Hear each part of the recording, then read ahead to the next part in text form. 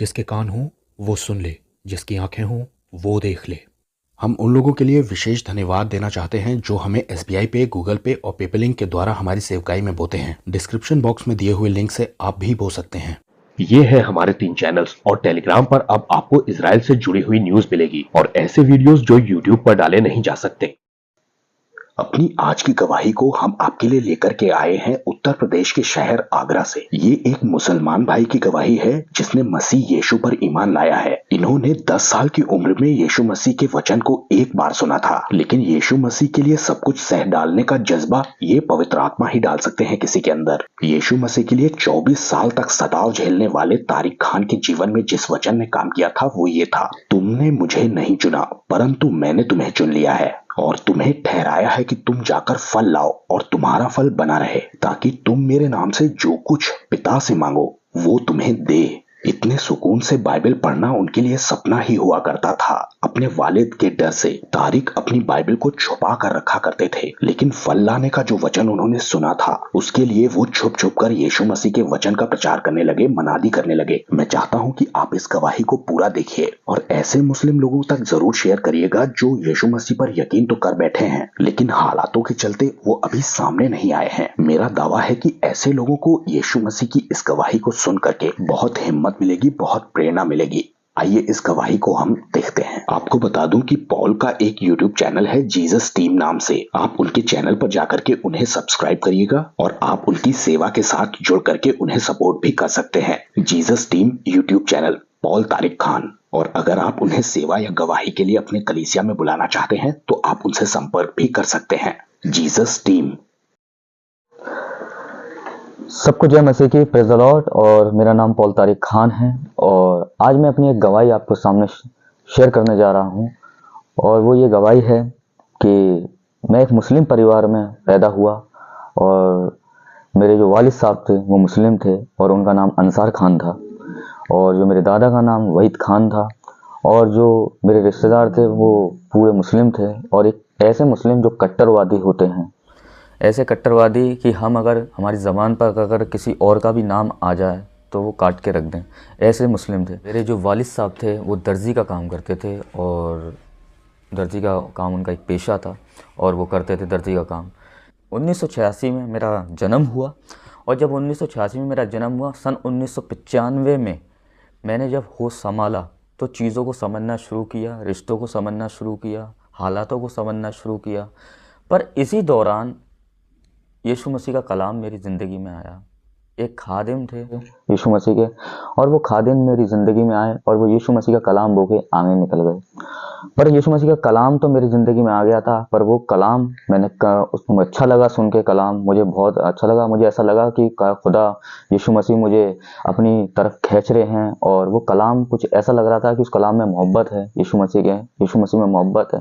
तो जब मैंने सुना तो वो खुदा ने मुझे अपनी तरफ खींचा, यीशु मसीह ने। हमारे जो घर के पड़ोस में दुआएं होती थीं, यीशु मसीह की सभाएं होती थीं और वो जमात होती थी यीशु मसीह की, और उन जमातों में, उन सभाओं में जाया करता था। मैं छोटा था उस टाइम, मेरी उम्र होगी करीब 10 साल की और जब 10 साल की मेरी उम्र थी तो ऐसा मेरा जाना चलता रहा, सिलसिला ये चलता रहा। पर इस दौरान एक काम हुआ और वो काम ये था कि हमारे वालिद साहब के कुछ दोस्त थे और उन दोस्तों ने मुझे देख लिया कि ये ईसाइयों की दुआ में जाता है और ये ईसाइयों की दुआओं को सुनता है, वहाँ बैठता है और वहाँ दुआएं भी करता है ये।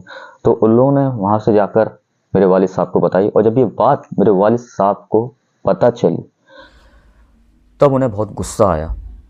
उन लोगों ने क्या करा, वो भरी जमात में से उठाकर मुझे लिया, चर्च में से उठा के ले आए हमें। तो उन लोगों ने एक रस्सी का इतना बड़ा कोड़ा बनाया और रस्सी का कोड़ा बना के उन लोगों ने मुझ पर ऐसे बरसाया पीठ पर, और जब वो पीठ पर बरसाया तो वो छप गया मेरे, और छप गया, भयंकर तरीके से छप गया और मेरी पीठ बिल्कुल लाल हो गई और मैं भागने लगा और मैं जो गली में, मोहल्लों में जो उनके घर थे, मैं उनमें जाके घरों में छुपने लगा। और फिर उसके बाद वो एक लठ ले आए मेरे और लठ को मारने के लिए वो एक घर में मेरे घुस गए और मैं आगे और वो पीछे थे। मैं बहुत डरा और सहमा रहता था। तो कहने का मतलब ये, मेरे लिए इतना आसान नहीं था यीशु मसीह के कलाम को कबूल करना, उन दुआओं में जाना। फिर भी खुदा का एक कलाम है और जैसे खुदा ने अपने कलाम में कही, यीशु मसीह ने, कि तुमने मुझे नहीं चुना है, मैंने तुमको चुन लिया है। और जब खुदा ने चुन लिया है तो उस चीज़ को कोई रिजेक्ट नहीं कर सकता। दुनिया का कोई तुर्रम खां भी हो या कोई भी हो, वो उस चीज़ को रोक नहीं सकता है। जब खुदा ने कोई चीज़ चुन ली तो मैं चुन लिया था, और जब मैं चुन लिया तो इसका वजह से मेरी ज़िंदगी में बड़े सताव आए। उन टॉर्चरों का सामना करना पड़ा, उन आजमाइशों का सामना करना पड़ा, उन मार का सामना करना पड़ा। पेट की मार सही, भूख की मार सही, वालिद साहब ने मेरे खाना देना बंद कर दिया, और इस वजह से घर में एक टेंशन का माहौल हो जाता था। इन सब के बावजूद भी तारिक ने बताया कि उन्होंने कलीसिया जाना बंद नहीं किया। नजरें बचाकर जब तब उन्हें मौका मिलता और वो कलीसिया में पहुंच जाया करते थे। उन्हें इतना समझ में आ गया था कि यीशु मसीह के खिलाफ है उनके पिता, वो भी अपने मजहब की वजह से। बस उन्हें एक नाम से एलर्जी थी, एक नाम से उन्हें नफरत थी, वो था यीशु मसीह का नाम। इस चीज़ से उन्हें काफ़ी वो थी, इसीलिए, और उस चीज़ की तरफ मैं भाग रहा था, उसके है ना, उस चीज़ की तरफ मैं पीछे भाग रहा था, उसे फॉलो कर रहा था, यीशु मसीह के नाम को, उसके कलाम को। तो इस चीज़ को सुनकर वो काफ़ी बगावत पे उतर आए थे कि मैं टॉयलेट भी अपने घर में करने नहीं जा सकता था, तो बगल के घरों में मुझे टॉयलेट करने जाना पड़ता था, उनसे कहना पड़ता था कि मुझे टॉयलेट आ रही है। ये समझ लीजिए इतनी हद हो चुकी थी। मेरी जो बहन थी वो, उसने तो मेरे साथ ही प्रभु को जाना था, और सबसे पहले मैं गया प्रभु में, और वो मेरे साथ गई। तो मैं दुआ में बैठने लगा, फिर हम दोनों ही घर में दुआ करते थे, और फिर जो हमारी अम्मी थी वो भी हमारे साथ दुआ करती थी। तो हमने तीनों ही प्रभु यीशु मसीह को जान लिया अच्छी तरीके से, और उन पे ईमान रख लिया। जो आर्थिक परिस्थितियाँ होती हैं वो भी बहुत ख़राब रही, मैं आपको बताऊँ। उन दिनों में हालात ऐसे हो चुके थे कि स्कूल हम जाते थे, हमारी अम्मी जो थी, जो ट्यूशन करती थी और वो हमें पढ़ाती थी, तो स्कूलों में हमारा दाखिला भी हो गया था। पर उस दाखिला हो गया था तो हमारे पास क्या था कि फ़ीस नहीं होती थी भरने के लिए। तो हमारे जो अम्मी थी वो हमें पढ़ाती थी ट्यूशन कर करके, तो हमें फिर क्लास में और स्कूल में हमें पनिश भी किया जाता था, लौटा दिया जाता था। क्योंकि हमारे जो वालिद साहब से हमारी फ़ीस नहीं भरते थे, वो इसलिए नहीं भरते थे क्योंकि वो ये कहते थे कि ये लोग दुआओं में जाते हैं, ईसाई बन चुके हैं। इस चक्कर में इस तरीके का सताव आता था, और फ़ीस देने के लिए पैसे नहीं होते थे, तो इन सारी चीज़ों को झेलना पड़ा। पर खुदावंद ने हमारी पढ़ाई नहीं रोकी, पर उसके बाद मेरी पढ़ाई रुक गई थी। पर जैसे वो उनके दोस्त उन्हें बुलाने आते थे घर पर, तो उन्हें कहते थे आइए 1 मिनट आपसे कुछ बात करनी है। और जब वो जाते थे तो मुझे कुछ मतलब ऐसा लगता था मैंने कुछ कहने गए मेरे बारे में ये, और जब उन्हें भड़काते थे तो अपने लड़के को रोको, वो निकलता जा रहा है आपके हाथ से, और इस तरीके से उन्हें भड़काना शुरू कर दिया। और जब भड़काना शुरू कर दिया तो हमारी एक दिन जब वो हमें पढ़ाने बैठे तो हमारी कॉपी किताबें थी बस्ते के अंदर, और जब हमने पढ़ने के लिए वो निकाली, जब वो हमें पढ़ाने के लिए बैठे तो उन्होंने उन कॉपी किताबों में आग लगा दी। आग लगा दी, पूरा बस्ता जला दिया, पूरी कॉपियाँ जला दी जो हमें मिली थी, और बड़ा बुरा हुआ।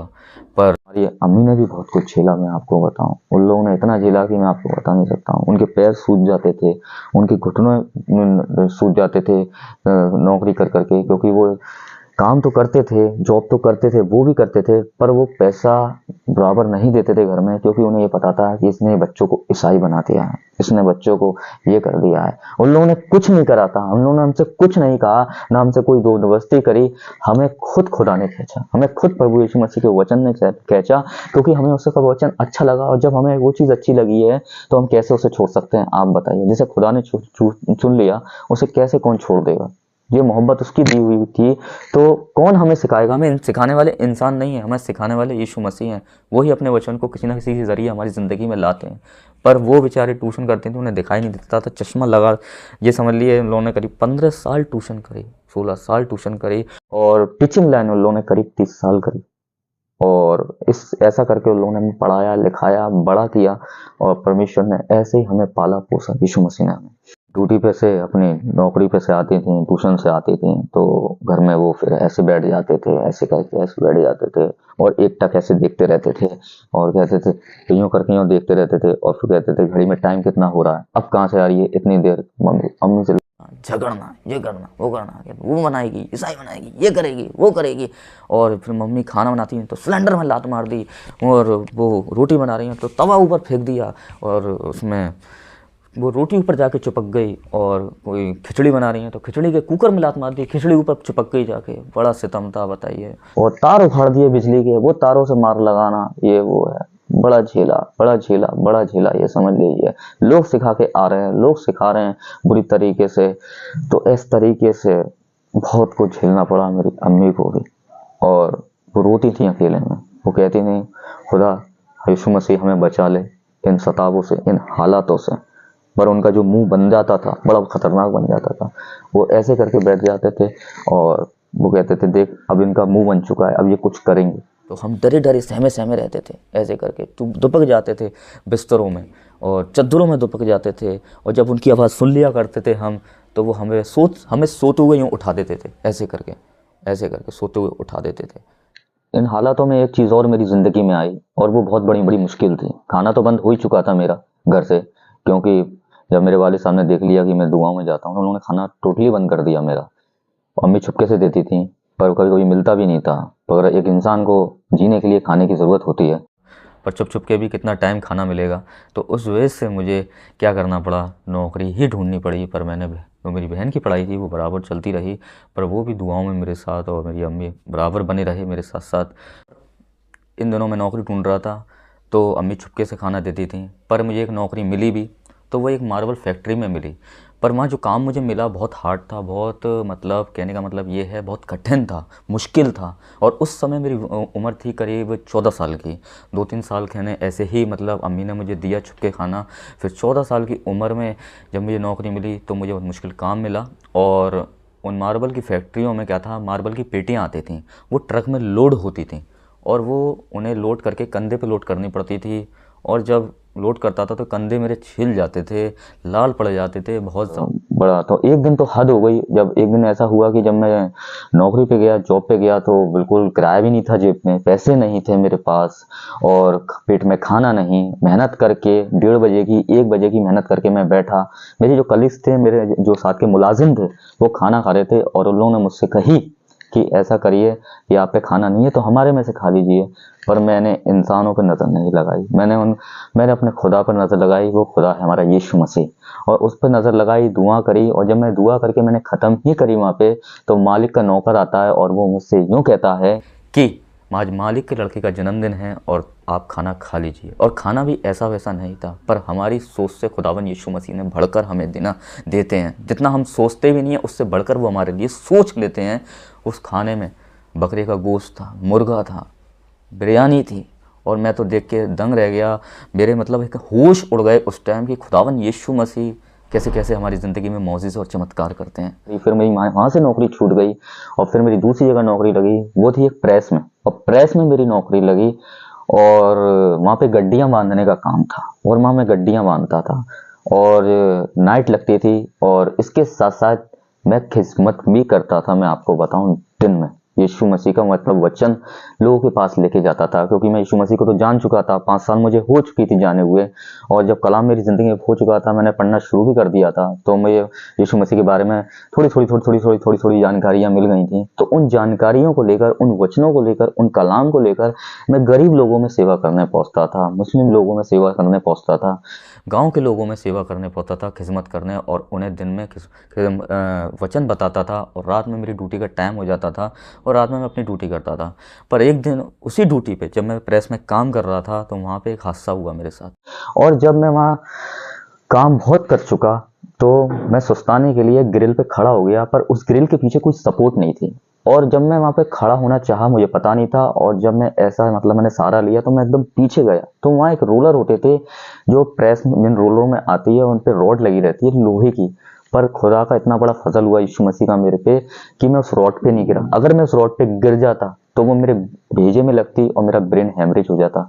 तो कहने का मतलब ये है, मैंने पहले भी आपसे कहा, जिसे खुदावन यीशु मसीह ने चुन लिया उसे कोई नहीं मार सकता। उसने तो यीशु मसीह तो कहा है ना, यीशु मसीह ने, कि मैं तुम्हें ज़िंदगी देने आया हूँ, और जब ज़िंदगी देने आया तो वो अपने वादे को पूरा करते भी हैं। इसके बाद मेरी नौकरी छूटी। फिर एक पैप ट्यूब्स बनते थे लकड़ी के, तो उन पैप ट्यूब में बड़ा हार्ड काम था, बहुत मुश्किल काम था कि पटों पर वो ट्यूब्स घिसनी पड़ती थी मुझे। और मेरे हाथों में जो था खून रिसता था भयंकर, और वो खून टपकता था। और जब वो खून टपकता था तो और जब ऐसे हालातों से मैं गुजरा, पर एक खूबसूरत बात मेरे साथ ये हुई कि खुदा ने, यीशु मसीह ने मुझे सब्र दिया। जब आप स्टेप लेते हैं परमेश्वर के लिए, खुदावन यीशु मसीह के लिए, तब खुदावन यीशु मसीह आपके लिए स्टेप लेते हैं। तो इस तरीके के हालात रहे। और फिर उसके बाद ये हुआ कि वहाँ से नौकरी छूटी मेरी, और फिर मुझे होटल में नौकरी मिली। मैं वेटरशिप का काम करता था, और वेटरशिप में मैं था तो रात में मेरी नाइट ड्यूटी रहती थी, पर मैं सेवा जो खिदमत अपनी बराबर कर रहा था और बराबर कर रहा था, लोगों के पास वचन ले आ रहा था। गांव में जाता था मैं सेवा करने, तो वहाँ पे मुझे ऑटो चाहिए था, होता था पहुँचने के लिए, तो पैदल तो जा नहीं सकता था, 15-20 किलोमीटर था वहाँ से। तो मैं ऑटो करता था और ऑटो से जब पहुँचता था वहाँ पे, तो वहाँ से भी वो 5 किलोमीटर दूर रह जाता था तो पहुँचने के लिए, जहाँ मैं खुदा का वचन बांटना है। और वहाँ से मैं पैदल पैदल चलता था। पर उन दिनों में मैं दुआएं कर रहा था, प्रार्थनाएं कर रहा था परमेश्वर से, खुदावन यीशु मसीह से कि खुदावन ऐसा कोई साधन उपलब्ध कराएं, ऐसा कोई इंतज़ाम करें कि मैं आराम से अपने घर से सेवा की जगह पर पहुंच सकूं और वहां पे मैं मीटिंग्स ले सकूं, आपके नाम का गवाही दे सकूं, लोगों में आपका प्रचार कर सकूं यीशु मसीह का। तो ये प्रार्थना मेरी उन दोनों में चल रही थी। तो करीब जो 1 साल ऐसा स्ट्रगल मेरे साथ चला, पर एक दिन एक ऐसा खुदावन यीशु मसीह ने रास्ता खोला मेरे लिए कि यह 1 रुपया भी मेरा खर्च नहीं हुआ और वो बाइक मुझे किसी ने दे दी। और यीशु मसीह का सबसे बड़ा अनुग्रह हुआ, और वो भी पुरानी नहीं थी, वो भी नई दी। और आज उसी गाड़ी पर बैठ के मैं यीशु मसीह की सेवा करने जाता हूँ, खुदावंद यीशु मसीह का कलाम लेके जाता हूँ। कि मैं एक जगह खिदमत करने गया और वो आगरा शहर में ही है, तो मेरे घर से करीब वो 15 किलोमीटर थी वो जगह, और जहाँ मुझे यीशु मसीह का वचन ले जाना था, यीशु मसीह का कलाम ले जाना था। और जब मैं खिदमत करके सेवा करके लौट रहा था वहाँ से, तो मेरी गाड़ी का पेट्रोल ख़त्म हो गया। और जब मेरी गाड़ी का पेट्रोल ख़त्म हो गया तो मेरी अपनी गाड़ी करीब वहाँ से 10 किलोमीटर रह गया था मेरा घर, और वो उससे लाना आसान बात नहीं थी। वो गाड़ी मेरी स्प्लेंडर थी और बहुत उसका वज़न होता है। तो मैंने कि अब इसे मैं कैसे ले जाऊँगा। तो उस टाइम मैंने यीशु मसीह से दुआ करी और मैं आगे चल ही रहा था, तो दो आदमजात मिले मुझे और वो खड़े हुए। तो उन्होंने कि आप आगे क्यों जा रहे हो। तो मैंने कि पेट्रोल पंप देख रहा हूँ। तो उन्होंने कि पेट्रोल पंप तो आपके सामने ही है, आप क्यों जा रहे हो, और कोई आगे पेट्रोल है भी नहीं पेट्रोल पंप, तो यहीं से ही पेट्रोल भरा दो। मैंने, आप विश्वास नहीं करेंगे, मैंने उनसे कुछ कहा भी नहीं, पर उन लोगों ने मुझे, खुदा ने, यीशु मसीह ने उनके दिल में डाली। जैसे खुदा का कलाम कहता है यीशु मसीह का कि वो राजाओं के दिलों को बदल देता है, तो वो आम आदमियों के दिलों को क्यों नहीं बदलेगा। और उनके दिल में आई और उन्होंने मुझे खुद पैसे दिए और पेट्रोल के लिए मैंने उनका फ़ोन नंबर भी मांगा, पर उन लोगों ने फ़ोन नंबर मुझे नहीं दिया। और यीशु मसीह ने उधर मेरी मदद करी और यीशु मसीह मुझे वहाँ से 10 किलोमीटर से वहाँ से मुझे अपने घर पहुँचाया। पर जो था उस टाइम पापा का सताव बराबर चल रहा था, वालिद साहब का सताव बराबर चल रहा था मेरी ज़िंदगी में। वो रुक नहीं रहा था, वो बल्कि बढ़ता चला जा रहा था। यहाँ तक कि ये हालात हो चुके थे, मैं आपको बताऊं, कि जब मैं बाहर से आता था कलाम को लेके, वचन को लेके, तो मुझे बाइबल बाहर छुपानी पड़ती थी। मैं अंदर लेके नहीं आ सकता था। अगर वो बाइबल मेरे हाथ में देख लेते थे वो, तो बहुत मार पड़ती थी। तो इसलिए मुझे बाहर छुपा के आनी पड़ती थी। और जब वो सो जाते थे उसके बाद बाइबल मैं चुपके से ले जाता था, इसलिए मैं कुछ कर नहीं सकता था। मेरी जो खिदमत हो रही थी बड़ी छुपके हो रही थी, क्योंकि वहाँ पे जो कल्चर था वो मुस्लिम का था पूरा। ये था, मोहल्ले में सारे मुस्लिम थे, बस एक ही क्रिश्चियन थे जिनके यहाँ दुआ होती थी। पर मैं रुका नहीं, मैंने यीशु मसीह को छोड़ा नहीं उस टाइम, क्योंकि यीशु मसीह ही सच्चाई है, मैं आपको बताऊं। और यीशु मसीह, जब हम वचन को पढ़ लेते हैं तो हमें एक ज़िंदगी मिल जाती है नई। उस टाइम कुछ नहीं मालूम था, बस एक ही चीज़ मालूम थी कि यीशु मसीह हैं जिसने हमें चुन लिया है इस संसार से। कि वो बाहर जाके पहले ही बैठ जाते थे, जैसे उन्हें कुछ शक होता था मेरे पे कि अभी ये बाहर जाएगा, ये कलाम, वचन को लेके कलाम को उठा रहा है। मैं जब मतलब बाइबल के पास थोड़ा टहलता रहता था कि कैसे बाइबल उठाऊं और छुप के मैं कैसे बाहर ले जाऊं, तो मेरे लिए बड़ा मुश्किल हो जाता था, मैं आपको बताऊं। क्योंकि वो मेरे बाहर जाके सड़क पे चौकीदारी पे बैठ जाते थे। अब कोई पहरेदार अगर बैठ जाए बाहर जाकर, तो वहाँ से निकलना बहुत मुश्किल होता है। तो मैं निकल नहीं सकता था। तो मुझे बाइबल कहाँ छुपानी पड़ती थी, शर्ट के अंदर, और शर्टिंग करनी पड़ती थी जैसे, और मोटी जैकेट पहननी पड़ती थी मुझे जाड़ों में। अगर जाड़े होते तो उस टाइम तो मेरे लिए बहुत फ़ायदा होता था, क्योंकि ऐसा है ना, जब हम कुछ मोटा पहन लेते हैं तो अंदर का दिखता नहीं है, तो वो अंदर छुपा लिया करता था। तब मैं लेके क्या है उसे निकलता था और बड़ी तेज़ी से भगता था। अब वहाँ से जब मैं खिदमत ख़त्म करके आता था तो मैं फ़ोन करके अम्मी से पूछता था, पापा बाहर बैठे हैं या नहीं बैठे हैं, वालिद साहब मेरे बाहर बैठे हैं या नहीं बैठे हैं। वो कहती थी नहीं बैठे हैं, जल्दी आ जाओ। तो मैं जल्दी आ जाता था। अगर वो बैठे रहते थे तो मुझे 2-2 घंटे ठंड में वेट करना पड़ता था, कुड़कुड़ाती ठंड में मुझे वेट करना पड़ता था, इंतज़ार करना पड़ता था कब वो सोएं और कब मैं घर के अंदर घुसूँ बाइबल लेके, क्योंकि ठंड को झेलना जनवरी की कोई आसान बात नहीं है। मैं 2-2 घंटे ठंड में खड़ा रहा। यह है कि खुदा अपने काम को बराबर कर रहा था मेरी ज़िंदगी से, और बराबर यीशु मसीह अपनी खिदमत को मेरी ज़िंदगी से ले रहे थे, उन सतावों में भी, उन हालातों में भी। फिर उसके बाद क्या होता था, उनके कोई रिश्तेदार मेरे घर पे आ जाते थे तो वो उन्हें भड़का के चले जाते थे। और जब वो उन्हें भड़का के चले जाते थे तो फिर वो मुझे मारते थे, पीटते थे। मेरे घर में मारा पीटी हो जाती थी, मेरी अम्मी को भी मारते थे, मेरी छोटी बहन है उसे भी मारते थे। आपको मेरी छोटी बहन भी मेरे साथ उसी टाइम, उसी दौरान मेरी छोटी बहन भी बढ़ रही थी और हम दोनों बढ़ रहे थे प्रभु में। और इस तरीके का सताव चल रहा था। पर सताव के अंदर की बात बताऊं, उसमें क्या क्या था। मुझे घूर के देखा जाता था, मुझसे बातचीत बंद कर दी जाती थी, 2-2 महीने बात नहीं होती थी। और मुझसे ही नहीं, पूरे घर से बात नहीं होती थी, वाले सब बात नहीं करते थे। और वो ऐसा खौफ हो जाता था घर में, ऐसा खौफ हो जाता था कि वो जब आते थे देख लिया करते थे कि हमारी दुआएं, हम जब वो नहीं होते थे, हम कमरों में दुआएं कर रहे होते थे तो आवाज़ हमारी बाहर तक चली जाती थी। क्योंकि जब आप दुआओं में होते हो तो आप दुआओं में इतना खो जाते हो यीशु मसीह की कि जब वो पाक रूह हमें भरना शुरू कर देता है तो हम आप इससे बाहर हो जाते हैं, वो दुआएं तेज़ होने लगती हैं। तो जब हम करते थे तो इतने में जब वो आते थे तो उन्हें पता चल जाता था कि आवाज़ इतनी तेज़ है, हम दुआ कर रहे हैं, तो वो दरवाज़ों में लाते मारते थे।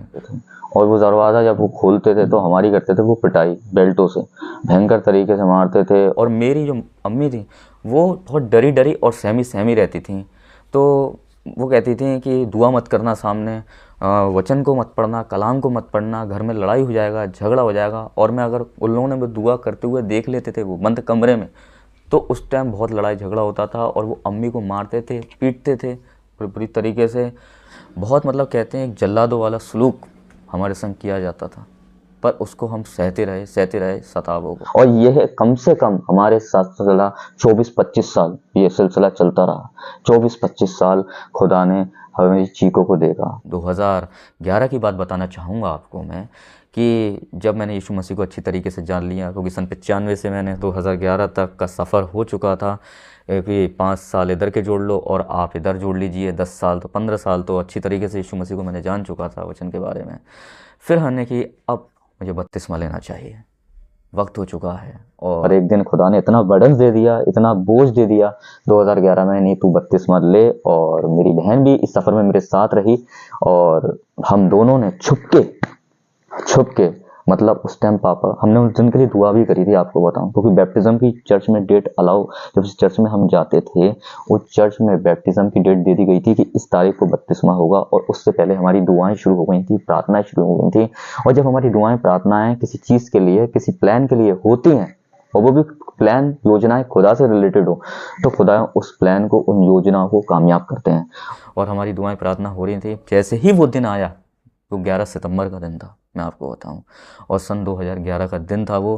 पर उस दिन हमने ये दुआ करी, मतलब उससे पहले हमने दुआ करी कि उस दिन पापा ना हो, वालिद साहब ना हो मेरे, और वो नहीं हो, हम आराम से लेने पाएँ और उन्हें कहीं पता नहीं चल जाए कि वो चर्च पे आ जाएं, वहाँ अटैक हो जाए, है ना। बहुत से हालात ऐसे पैदा हो जाएं कि हमारे वजह से और लोगों को भी मुश्किलों का सामना करना पड़े।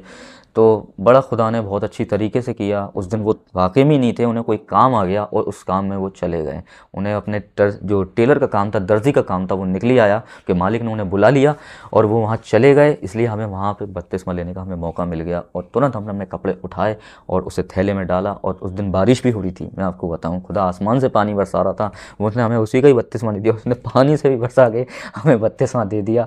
और जब हम जा रहे थे तो रास्ते में तो हमने कि जल्दी लें, कहीं वाले साहब नहीं आ जाए हमारे, और तुरंत हम गए और चर्च का गेट लगा दिया उन लोगों ने और तुरंत हमने बपतिस्मा ले लिया।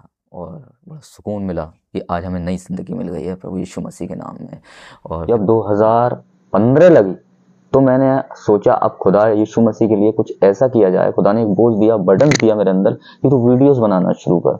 और मैंने वीडियोस बनाना शुरू करी खुदा के वचन को। अब मैं घर में तो बता नहीं सकता था, तो मुझे छत पे जाना पड़ता था और छत पे मैं वीडियोस बनाता था यीशु मसीह की वचन को बांटना, कलाम को बांटना, कि रूहें बचाई जाएँ, आत्माएँ बचाई जाएँ जो यीशु मसीह को जानती नहीं है, और वो भी यीशु मसीह की सच्चाई को जाने कि यीशु मसीह शख्सियत क्या है। और ये चीज़ें थी। पर मेरे वालिद साहब नीचे ही रहते थे और मैं छत पे जाता था, तो बड़ी धीरे आवाज़ में मुझे बनानी पड़ती थी, मुझे बड़ी दिक्कतें से सामना करना पड़ता था। इसलिए करना पड़ता था क्योंकि मैं तेज़ बोलता तो नीचे आवाज़ चली जाती और मेरी अम्मी कहती थी, बेटा मत, तुम तेज़ आवाज़ में मत बोलना, वीडियोज़ बनाओ, धीरे बनाना। पर वो यूँ कहती थी कि तू मानता नहीं है, तो इसे जितना मना करूँ तो वही काम करता है। पर मैं क्या करता कि मेरे अंदर ही खुदावन यीशु मसीह ने वो दिल दे दिया था, वो लगन, वो मोहब्बत दे दी थी कि वो उनकी तरफ मुझे ले जा रही थी। जब वो 10 साल की उम्र से जो चीज़ शुरू हुई मेरे अंदर, तो वो कभी नहीं रुकी और वो आज तक नहीं रुकी। तो मुझे धीरे आवाज़ में बनानी पड़ती थी, बड़ी दिक्कत होती थी क्योंकि मुझे मालूम था अगर मैं कहूँगा तो डांट वहाँ से ही पड़ेगी और मार वालिद साहब से पड़ेगी मुझे बुरी तरीके से। तो इस तरीके से होता था। 2015 में ये मैं वीडियोस बनाना शुरू करी वचन की, और खुदा ने इस्तेमाल करना शुरू करा, यीशु मसीह ने मुझे। 2017 की उसमें मेरा निकाह हुआ, पर निकाह मेरा मुस्लिम रीति रिवाज से हुआ। वो इसलिए हुआ क्योंकि वालिद साहब का प्रेशर था, क्योंकि मैं क्रिश्चियन में नहीं कर सकता था, ईसाइयों में नहीं कर सकता था, इसलिए कि शादी होगी तो हमारे ही कौम के हिसाब से होगी, हमारे ही रीति रिवाज से होगी। तो निकाह हुआ, पर अच्छी बात इसमें से एक बात निकल के आई कि जो मेरी बेगम है, बीवी है मेरी, उन लोगों ने भी यीशु मसीह को कबूल कर लिया। मैं दुआएं करता था तो वो मुझे देख के दुआएं करने लगी। पहले वो कुरान पढ़ते थे, पर अच्छी बात ये हुई, मैंने उन्हें टोका नहीं, मैंने उन्हें रोका नहीं कुरान पढ़ने से, पर हम खुदा से दुआ कर सकते हैं सारी चीज़ों के लिए। मैंने दुआएं करी कि खुदावन यीशु मसीह, जैसे मैंने आपकी सच्चाई को जाना वैसे ये भी आपकी सच्चाई को जाने। वो घर में कुरान पढ़ती थी तो एक साइड बैठ जाती थी, नमाज़ पढ़ने बैठ जाती थी, एक साइड कुरान पढ़ने बैठ जाती थी। मैं कुछ नहीं कहता था, पर मैं दुआ करता था खुदावन यीशु मसीह आपकी सच्चाई को जाने, और बाइबल पढ़ता था मैं। तो जैसे जैसे मुझे देखती गई वो वैसे ही क्या है, वो भी बाइबल पढ़ना शुरू कर दिया, उन्होंने भी दुआ करना शुरू कर दिया। फिर वो मुझसे यीशु मसीह के बारे में पूछने लगी, फिर वो दुआएं करने लगी अकेले। तो जब वो प्रेग्नेंट हुई तो मैंने उनके लिए दुआएं करी बच्चे के लिए। तो लड़की हुई उस टाइम, और वो करीब जो हुई वो 2018 में हुई लड़की, और फिर एक और लड़की हो गई, उसके लिए भी दुआएं करी कि वो अच्छे से सही सलामत आए, वो 2019 में हुई। तो आज मेरे पास 2 लड़कियां हैं, और वो 2 लड़कियां भी जो मेरी हैं वो भी इबादत करती हैं खुदा की, और मेरी जो बीवी हैं वो भी इबादत करती हैं, और मेरी छोटी बहन जो मेरे साथ हमेशा मेरे संग बनी रही खुदा में और यीशु मसीह में, वो भी दुआओं परिस्थिति में बनी रही। पर जैसे ही 2021 लगा तो मेरे वालिद साहब का इंतकाल हो गया। तो ये इंतकाल जब हुआ तो कहते हैं चीज़ें सामने से हटी, फिर मुझे प्रेशर में ज़िंदगी नहीं जीनी पड़ी। अब मैं खुली आज़ादी से यीशु मसीह की इबादत कर सकता हूँ, उनसे दुआएं कर सकता हूँ, उनसे परिस्थिति कर सकता हूँ। अब मुझे बंधनों में रहने की कोई ज़रूरत नहीं है, अब मैं खुले में यीशु मसीह का प्रचार कर सकता हूँ। देखिए, हर चीज़ की एक कीमत है दुनिया में, और जब आप कीमत चुकाने के लिए तैयार होते हैं तो खुदा आपको तैयार करना शुरू कर देते हैं। क्योंकि ये बात हकीकत है कि यीशु मसीह हमारे लिए मरा क्रूस पर, और उसने अपना खून हमारे लिए बहाया, पाक खून, और उसने हमें नजात दी। और जब आप उस यीशु मसीह को कबूल कर लेते हैं, कीमत चुकाने के लिए आप तैयार हो जाते हैं, तो मैं कहना चाहता हूँ कि यीशु मसीह का जो मरना था वो कभी वेस्ट नहीं था, बेकार नहीं था। उसकी यीशु मसीह ने कीमत दी है। हर चीज़ की दुनिया में कीमत है, और वो कीमत वहाँ चुकाई गई है, क्योंकि हमने तो गुनाह किए थे। नजात किसी से नहीं मिल सकती थी, क्योंकि आप और मैं जो थे वो बचपन से ही पैदाइश थे। जब हम पेट से निकले ना, तो हम गुनाह से ही निकले थे, पर हमें गुनाह से कैसे नजात मिल सकती थी? उसके लिए कोई ऐसी चीज़ चाहिए होती कि जो पाक हो, और वो पाक है यीशु मसीह का खून। इसलिए वो खून क्रूस पे इस मारे बहाया गया कि हमें नजात मिल जाए गुनाह से, और गुनाह से हमें नजात मिल गई। आज आप हालत देख रहे हैं, जान पे बात बनी आ रही है, इसको देख रहे हैं, खाना देख रहे हैं। अगर आप ये देख रहे हैं कि आपको घर से निकाल दिया जाएगा, और आप ये सोच रहे हैं कि मैं घर से निकल जाऊंगा तो मेरे खाने पीने का इंतज़ाम क्या से होगा, मैं कहाँ रहूँगा, और मैं तो इन पे ही डिपेंड हूँ, और इस चीज़ों को आप सोच रहे हैं, और जान पे बात बनी आएगी, ये मुझे मारेंगे, पीटेंगे, मेरी जान ले लेंगे। अगर इन चीज़ों से आप डर रहे हैं, टोटली इन चीज़ों को लेकर, किसी को चीज़ को लेकर डर रहे हैं आप, तो मैं एक बात आपको बताना चाहता हूँ, इन चीज़ों को आज से सोचना बंद कर दीजिए। बस दुआ करिए, और दुआ ही सबसे अच्छी चाबी है जो आपकी मुश्किलों को हल कर सकती है, आपको बंधनों को तोड़ सकती है, आपको वहाँ से निकाल सकती है, और लोगों के सामने, और हम जैसे जो मुस्लिम भाई हैं उनके सामने आपको गवाह का बाइस बना सकती है। जिससे यीशु मसीह के नाम पर वो भी ईमान लाएं, और यीशु मसीह के नाम को वो कबूल कर लें। क्योंकि बहुत सी मैंने चीज़ों को देखा है कि जब नए नए परिवार में मुस्लिम लोग जन्म लेते हैं और यीशु मसीह के नाम को जान लेते हैं, तो उन्हें डर लगता है कि हमारा मज़हब है, और हमारे मज़हब ऐसा है कि उन्हें वहाँ से रोका जाएगा। मेरे साथ भी यही थी। पर मैं जब यीशु मसीह मेरी ज़िंदगी में आ गए तो मैंने ये चीज़ें नहीं देखी कि मज़हब है इतना, मतलब ताले में इतनी सख्ती है, इतना स्ट्रिक्ट है ना, सारी चीज़ें थी, इतना डरा हुआ था मैं भी। पर 24 साल मैं परमेश्वर में बना रहा, खुदा यीशु मसीह में बना रहा। बस मेरी 24 साल दुआएं चलती रहीं कि खुदावन मुझे रिहाई दे। खुदावन यीशु मसीह ने उन चीज़ों से रिहाई दे दी। बस मैं यही अपनी गवाही आपको देना चाहूँगा। सबको जय मसीह की। Praise the Lord. आमीन।